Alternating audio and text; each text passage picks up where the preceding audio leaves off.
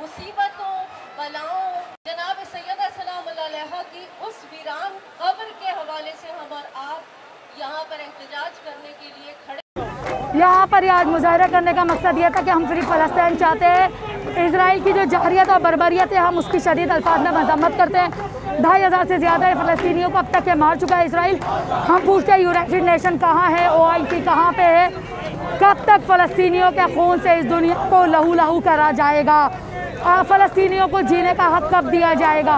फ़लस्तीन फ़लस्तीनियों का है। फ़लस्तीन को मजहबी मामला नहीं बनाया जाए, ये उसका ज़मीनी और सियासी और आईनी उनका हक़ है।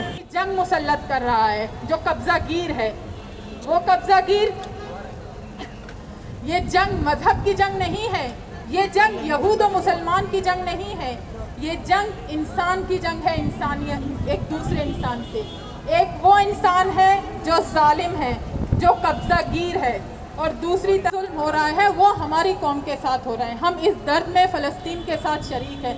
मैं यहाँ देख रही हूँ कि बहुत से लड़कों को, दोस्तों को फ़लस्तीनी रुमाल पहना हुआ है, बात कर रहा है। चाहे यमन और शाम में वहाँ के लोगों के साथ हो रहा है, चाहे म्यांमार में हो रहा है, चाहे कश्मीर में हो रहा है। इन अपने गाँव जाते हैं तो ईद से पहले उनको कफन पहना दिया जाता है। मैं उम्मीद करती हूँ कि मेरी कराची की कम्युनिस्ट पार्टी को भी सुर्ख सलाम पेश करते हैं कि जिन्होंने अपनी सयूनी जो है वो फैसिस्ट हुकूमत के खिलाफ जो है वो मुजाहरा किया था, और कम्युनिस्ट पार्टी और पाकिस्तान मजलूम आवाम के साथ खड़ी रहेगी।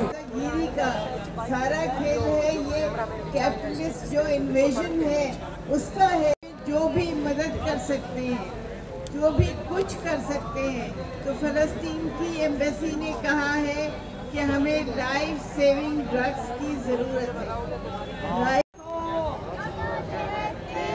मैं वही नारा लगाऊंगा, आप लोगों ने जवाब देना है। आज भी बच्चे मरते हैं, कल भी UN खामोश था, आज भी UN खामोश है, कल भी OIC खामोश था, आज भी OIC खामोश है, कल भी जंगें होती थी, आज भी जंगें होती हैं, कल भी अमेरिकी कातिल थे, आज भी अमेरिकी कातिल है, कल भी अमेरिकी कातिल थे, आज भी अमेरिकी कातिल है। फलस्तीन में देखो, कश्मीर में देखो, कश्मीर में देखो। Jerusalem, the Israeli forces have so far killed more than 200 Palestinians, including around 70 children. As a Muslim, for just one message to release Palestine from Israel, and this is it. Pakistan Zindabad. That's why the reason the base fundamentals of Pakistan is based on Islam. That's the reason. Pakistan Zindabad. खून के मसाइल उभरेंगे या तमाम खत्तों में मसाइल उभरेंगे, लिहाजा इस बात की जरूरत है दुनिया एक स्कैम के, एक रिहायशी मंसूबे के मिलडोजर पहुंच जाते हैं। दोस्तों, अगर आप अपने आप को हमसे तो ऊपर जाकर सोचना होगा, हमें पंजाब के बारे में सोचना होगा, हमें बलूचिस्तान, खैबर पख्तूनख्वा और सिंध के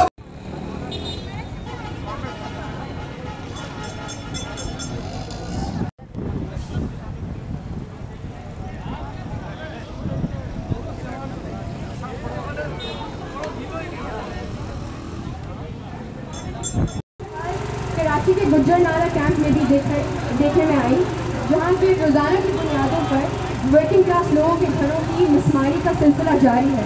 बिल्कुल वैसे ही जैसे फ़लस्तीन में जारी है, जहाँ तारीख नहीं है इजरायली फौज इमदाद 77 करता हूँ, और उन पे जो जुल्म हो रहा है, उन पख्तूनख्वा फेडरेशन के कारकुन और फखरे अफगान बादशाह खान का पैरोकार होने के नाते इसको बिल्कुल मजहबी मसला नहीं समझ रहा हूँ। ये एक कौमी मसला है, कौमी दायरे में इनको हल किया जाए। लेकिन only possible democratic solution, that is the dismantling of the apartheid system and the racist basis of the Zionist state, granting the right of return for all Palestinians, and have the establishment of a binational and bicultural state based on full legal equality for all its citizens, regardless of their religion, ethnicity, caste, color, or any other identities. Do you agree? Yes. Demand number 4. Palestinian resistance is legitimate in all its forms, and we clearly distinguish between the violence of the aggressors that is the Israeli military and the violence of the oppressed. We stand in total solidarity with the Palestinian resistance movement. Do you agree?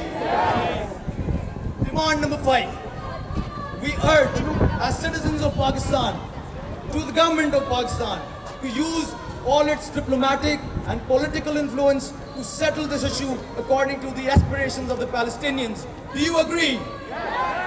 Point number 6.